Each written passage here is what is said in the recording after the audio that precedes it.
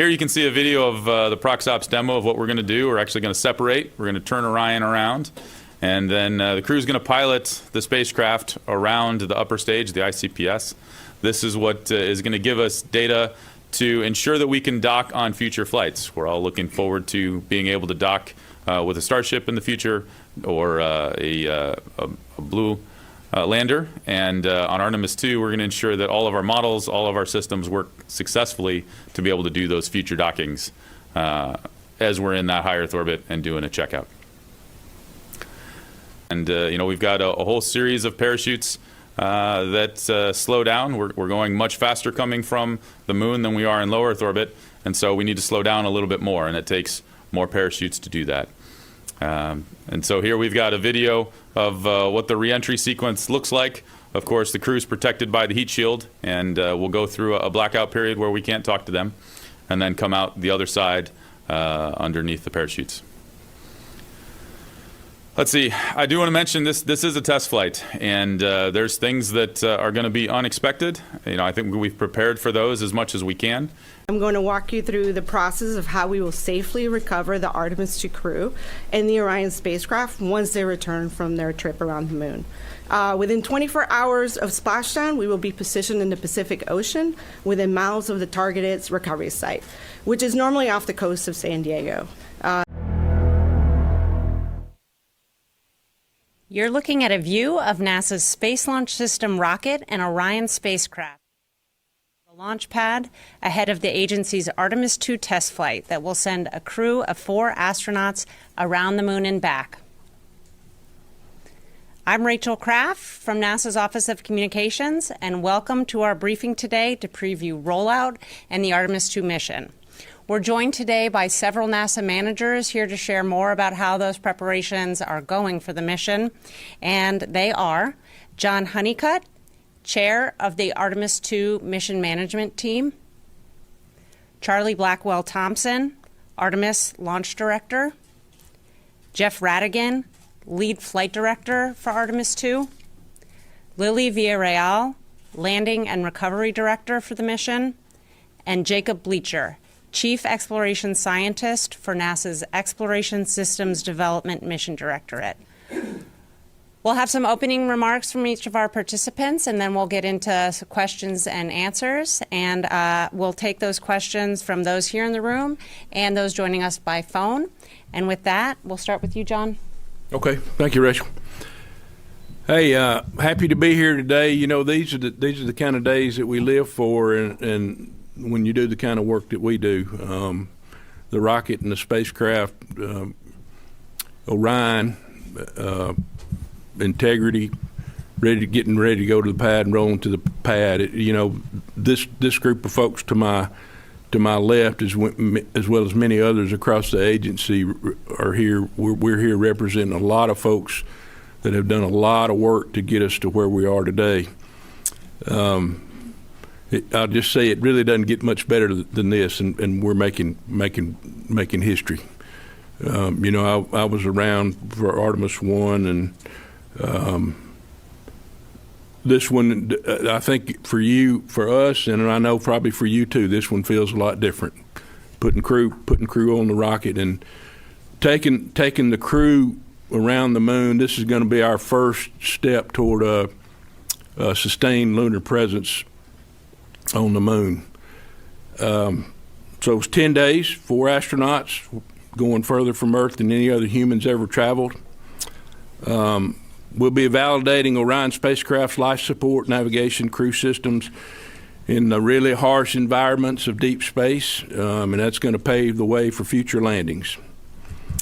Talk a little bit about the mission management team. That's a group of 15 core members from across the enterprise that are responsible for the overall risk management associated with the mission. Myself, as well as the members of the mission management team, have taken part in every one of the mission reviews and all the risk assessments that we've done to date so far. Right now, the mission manager, who is different from me, he's running the show relative to overall Moon to Mars mission management for Artemis II, and he's the deputy for me as the mission management chair. And then when we get to the L-2 day mark, all of his responsibility relative to managing the mission will get turned over to me and the mission management team. Once we're flying, the MMT is going to be providing strategic direction for the operation teams, whether it be Charlie and her team leading up to launch, or Jeff and his team for the in-space operations.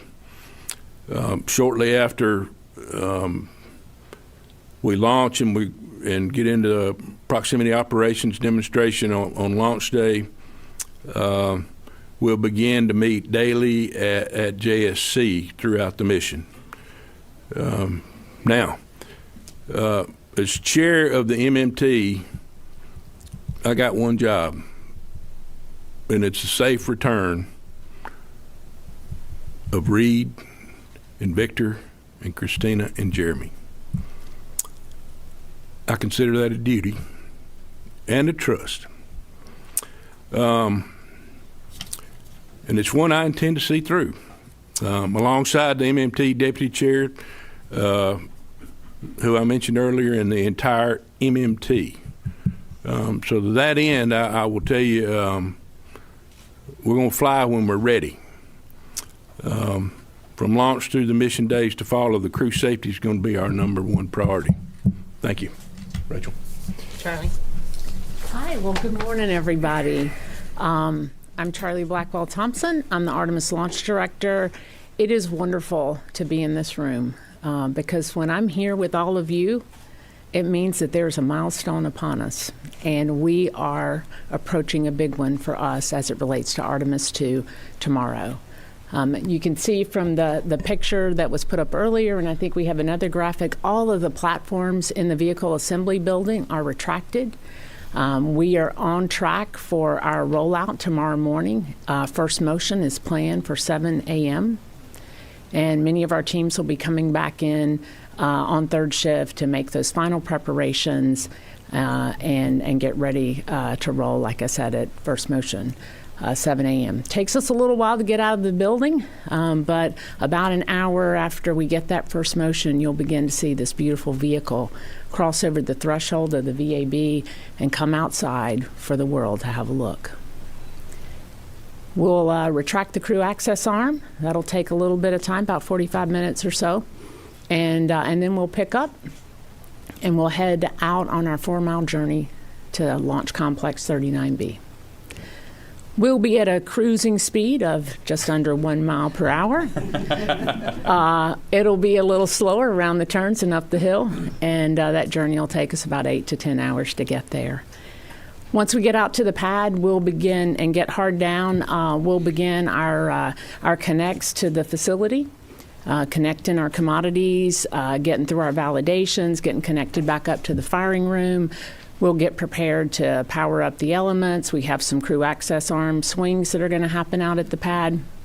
When we first get out there, we've got emergency egress system to configure. We'll get ready for our pad testing, which is called Pad PSET. It's a lot of our RF checkouts that we do. And we'll do our booster servicing, and we will get ready for wet dress. We do have a walk down with the crew called CDDT Part 2. It's a walk down of the emergency egress system once it's configured. We'll take care of that somewhere in and around our preps for wet dress is the plan right now based on the crew schedule. In wet dress, we'll fully tank that vehicle. We'll go through all of our tanking ops. We'll go through our day of launch configuration, and provided everything's nominal, the launch director, myself, I'll make the decision to send the closeout crew out to the pad, and we will do the final closeouts for launch. We'll go through our terminal count, and we have a planned cutoff at T-minus 29 seconds. We'll take some time after wet dress. We'll review the data, and then we'll set up for our launch attempt. Launch day will be pretty similar to wet dress. There'll be 2 big differences. One is that we're going to send the crew to the pad, and the other one is we're not going to stop at 29 seconds for a planned stop. So that's a little bit about our road to wet dress, what's entailed in wet dress. Again, launch will come along after that. We talked about, I think at our prior briefing, a little bit about our countdown, leveraged off the Artemis I countdown. I do have a couple of changes in our holds in the countdown. We have 3 planned for Artemis II. Just like we do on launch day, right? Part of launch, we'll get into our terminal count. We'll count down. As I said, don't plan to stop at 29 seconds. Plan to go all the way to T0. We'll get down to core stage engine start inside of 6 seconds, six-ish seconds, booster ignition and liftoff. And at that point in time, I'll hand off to the ascent flight director, just like I'm going to do today when I hand off to my colleague here as part of the briefing, Mr. Jeff Radigan. Thanks, Charlie. It's a great day to be here talking to you all. Over in Mission Control, of course, we're doing our final simulations, getting ready. The crew has undergone all of their final training and is wrapping things up. You can see in the video here that, as Charlie mentioned, we get liftoff, and then the core stage and boosters are going to take us to orbit. And it's going to be a monumental day. We're really looking forward to it. Let's see, so I will talk through a little bit of just an overview of the mission. Of course, we'll get the boosters jettisoning there, a couple minutes into launch, and then the core stage will boost the upper stage, ICPS, and the Orion spacecraft into orbit. At that point, we'll actually separate from the core stage and then go ahead and deploy the Orion solar arrays, setting ourselves up into a low Earth orbit to start. We'll spend a couple hours in low Earth orbit. And then the upper stage will do the apogee rays burn that will take us into a high Earth orbit, where we'll spend about 24 hours checking out the Orion systems, life support systems, crew systems, ensuring everything's ready. Along the way, we're going to do a ProxOps demo. And see, once this video completes, we'll cue the ProxOps demo video. And the crew's going to get a chance to fly the Orion spacecraft for the first time around the upper stage, and that's going to be great for us. I mentioned the crew readiness. They're undergone all of their training, and I Reed, Victor, Jeremy, and Christina. They're all ready to get on the rocket and get on with the mission. It's one of the interesting things. I don't think they can get enough training. You always want more, to the point where we're actually installing, I think, their cockpit in quarantine, so they'll be able to do some last-minute training. But from my perspective, they're ready to go. Here you can see a video of the ProxOps demo of what we're going to do. We're actually going to separate. We're going to turn Orion around, and then the crew's going to pilot the spacecraft around the upper stage, the ICPS. This is what is going to give us data to ensure that we can dock on future flights. We're all looking forward to being able to dock with a Starship in the future, or a Blue lander. And on Artemis II, we're going to ensure that all of our models, all of our systems work successfully to be able to do those future dockings as we're in that high Earth orbit and doing a checkout. Let's see, after we get into that high Earth orbit and we do the checkout, of course, we'll consult with Mr. Honeycutt and the mission management team, make sure all systems are go for the translunar injection burn, and we'll take the crew to the moon. So let's see if we can cue the next video, please. It takes 3 days to get to the moon, and the crew along the way is going to be doing some additional, more detailed checkouts of the spacecraft. We'll ensure that we've got a good, healthy spacecraft before we leave Earth. But then, of course, this is a test flight. We want to put Orion through its paces. And then as we fly by the far side of the moon here, the crew is going to spend a day in lunar observation. So they're going to basically spend the day giving their observations on the far side of the moon, which hasn't been seen, parts of it hasn't been seen by human eyes before. So that'll be a great opportunity. And of course, they're going to take a fair amount of video and just have those observations. I will caution you that they're a long way from Earth, and signals are a little weak at that point. So we will get some video down, but the real high definition video will be post-flight when they come back. Finally, they're going to head on back home here and get ready for entry.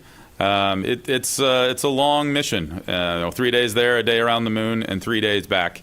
All of that to say that we have to set them up for entry successfully, right? Our one job, as Mr. Honeycutt said, is to bring the crew home safely.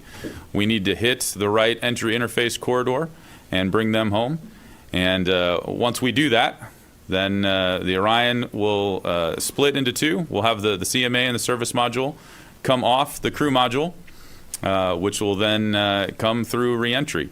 And we've got a whole series of parachutes that slow down. We're going much faster coming from the moon than we are in low Earth orbit, and so we need to slow down a little bit more, and it takes more parachutes to do that. And so here we've got a video of what the reentry sequence looks like. Of course, the crew's protected by the heat shield, and we'll go through a blackout period where we can't talk to them, and then come out the other side underneath the parachutes. Let's see. I do want to mention this is a test flight, and there's things that are going to be unexpected. I think we've prepared for those as much as we can, and we're very much looking forward to flying this mission successfully with the crew and learning what we need to on Artemis II moving forward and paving the road for future Artemis missions. Let's see. Next, I'll hand it over. Once the video here completes and the crew gets down safely, of course, we hand things over to Lily and her recovery team to go pick them up. Thank you, Jeff. If you can't tell, I'm just a little tiny bit nervous. So I want to really talk to you about recovery, and I represent such a wonderful team, so bear with me. My name is Lily, and I'm the NASA Artemis Landing and Recovery Director. I'm going to walk you through the process of how we will safely recover the Artemis II crew and the Orion spacecraft once they return from their trip around the moon. Within 24 hours of splashdown, we will be positioned in the Pacific Ocean within miles of the targeted recovery site, which is normally off the coast of San Diego. The recovery ship will approach the landing zone, and a team of Navy divers and in small boats will deploy from the ship into the open water. Prior to splashdown, a team from Johnson Space Center will map where the elements are jettisoned from Orion, such as the forward bay cover, the drogue parachutes, and the mortars. And this is to make sure that our boats and helicopters supporting recovery stay clear of all this debris. The divers will be the first to approach Orion, and they will conduct assessments of the air and water surrounding the capsule to make sure that it's safe to approach and help the crew exit Orion. After ensuring the area is safe, they'll open the Orion hatch and help the astronauts from their seats to a large inflatable raft called the front porch. Once all the four astronauts are on the front porch, we will tow the capsule away from the front porch, and the team will pick up from the Navy helicopters, which are deployed from the recovery vessel. 2 helicopters are going to rotate, picking up all the 4 crew members before they return to the recovery ship within a few minutes of each other. Once the crew has exited the helicopters, they're going to proceed straight to the ship's medical bay to undergo routine post-medical checkups. We expect to recover the crew and deliver them to the med bay within 2 hours of splashdown. With the crew safely out of the capsule and in tandem, we're going to be recovering the capsule. Teams are going to work on towing the Orion into the well deck of the ship, pretty much similar to how we did that during Artemis I. The Navy divers will ensure that a system of lines are connected to the capsule to ensure that we can help tow the Orion vehicle onto the ship. When Orion is close to the ship, an additional line is going to be attached to a pneumatic winch that's inside the ship, and that's how we're going to pull the vehicle into the capsule. Once Orion is safely inside the ship, we will start making our return back to Naval Base San Diego. Depending on our distance or when we land, the Artemis II crew will either fly off the ship back to shore, or they will ride with the recovery vessel back to San Diego. Once we arrive back to shore, the astronauts are going to depart to go to Houston, while the NASA recovery team will complete some post-splashdown processing activities of Orion before we transport it back to Kennedy Space Center. Some of those tasks that we're going to do is perform all the initial assessment of the capsule. We'll remove some science payloads that need to be expedited, returned back to their original NASA center, and then we'll be ready to transport it back. I do want to take a moment to say that we want to thank our partners from the U.S. military who are supporting our Artemis recovery operations. Without them, we really could not have done that, and they have been there with us since the early days of human spaceflight.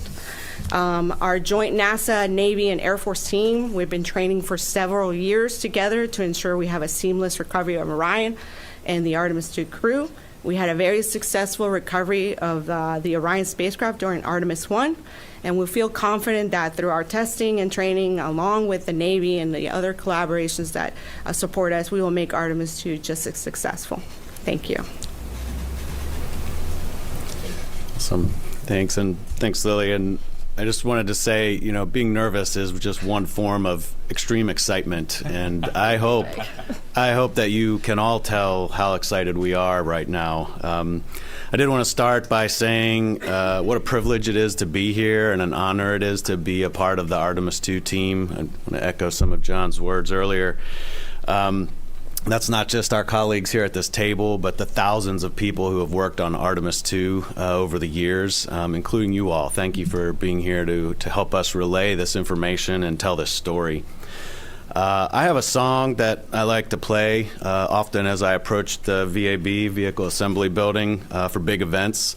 It's the kind of song that makes the hair stand up on the back of your neck or on your arms. I'll confess I played that song this morning. Because this is a very historic moment, an exciting moment. We're rolling out the integrated SLS and Orion for a flight that will carry 4 of our friends, our NASA family members, around the moon and bring them safely back to Earth. Artemis II is a test flight. It truly is exploration. There will be a number of firsts that we'll be proving out on this flight. And I like to say that during exploration, science is our toolbox for survival. With that in mind, I'm excited to present to you our Artemis II integrated research campaign, which involves activities across biology, human research, space weather research, and also some planetary geology. Our integrated campaign is designed to help unlock more time for science on future missions by minimizing crew time spent on other activities and increasing crew and support team efficiency on the science tasks themselves, all while learning how to best thrive in the deep space environment. During this flight, we will learn how the spacecraft behaves. Through our research campaign, we will also learn how we, human beings, behave in that same environment. The combination of these two things will help us optimize our time in future missions. We'll be flying a payload called AVATAR, which stands for a Virtual Astronaut Tissue Analog Response.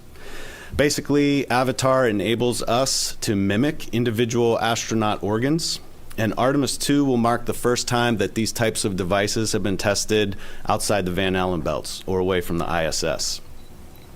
We will test if we can use these astronaut avatars as tools for measuring and predicting our human response to the deep space stressors. To evaluate this, scientists will compare AVATAR data with space station findings we've already collected, as well as with samples taken from our crew both before and after the flight. For NASA, AVATAR could help inform measures to ensure crew health on future deep space missions, including personalizing medical kits for each astronaut. For citizens here on Earth, it could lead to advancements in individualized treatments for diseases such as cancer. We'll also be flying an activity called Archer, Artemis Research for Crew Health and Readiness. For the Archer study, crew members will wear movement and sleep monitors called actigraphy devices before, during, and after the mission. These wristband monitors will enable us to study real-time health and behavioral information for the crew members and help scientists study how crew members' sleep and activity patterns are affected and how overall health and performance is affected.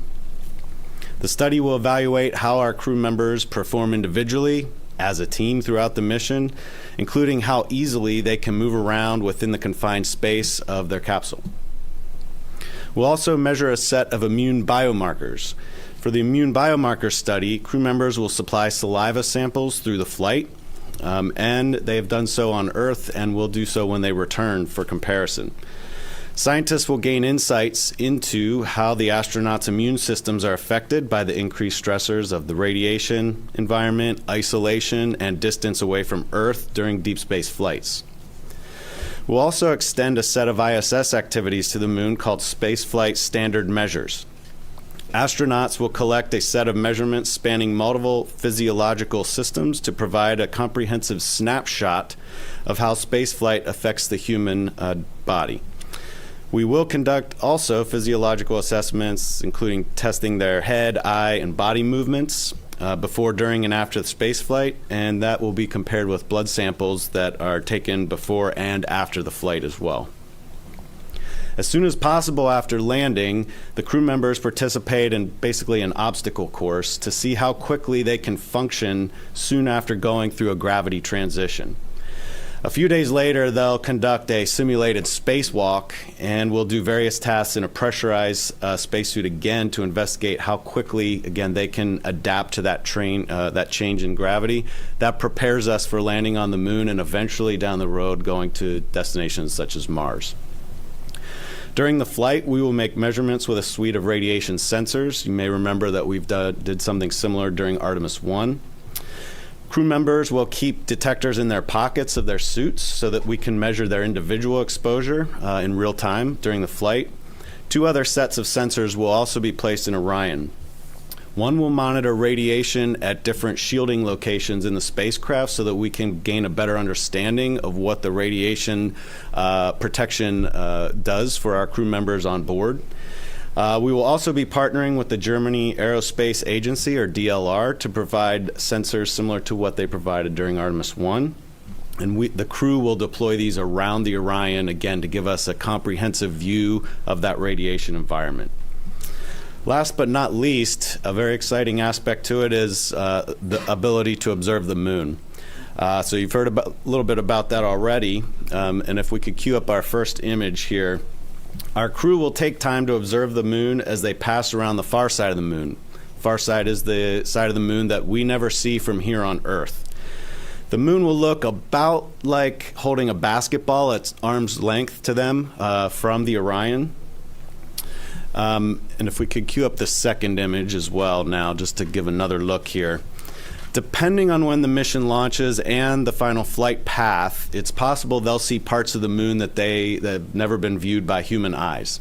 All of the Apollo missions launched for the landing to occur in the early lunar morning. A lunar day includes 14 days of sunlight, 14 days of darkness. So basically, the crew that were flying around the moon all saw the same lighting conditions. So this could be a very unique opportunity to see the moon. We'll be asking them to look for things like albedo differences, variations in the grayscale that human eyes really can detect. In addition to their observations, which they'll be communicating back to the Earth, our science support teams will conduct their own test flight of a sort here on the ground, testing out how our support teams work to make sure that we can best support them when they actually go land on the moon during Artemis III and beyond. One last piece to our Artemis II science activities includes the deployment of 4 international CubeSats. Could we go ahead and cue up that image?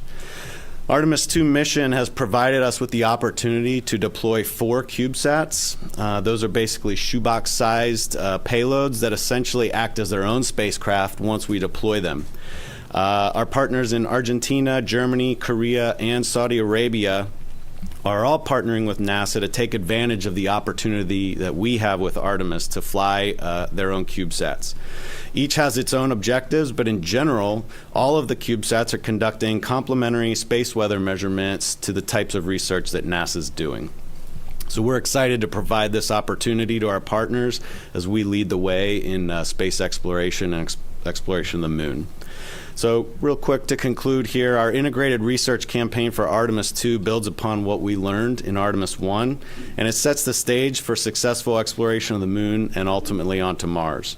Our campaign will help us understand the space weather that we'll face during future lunar missions, how to observe the moon and communicate with the support teams here on Earth, and in general, how we will react to, survive, and thrive in that deep space environment. Therefore, I like to say that Artemis II science is the science of us. Artemis II science is the science of humankind and how we'll act as we continue to press the boundaries and explore in deep space. Thank you very much. Back to you, Rachel.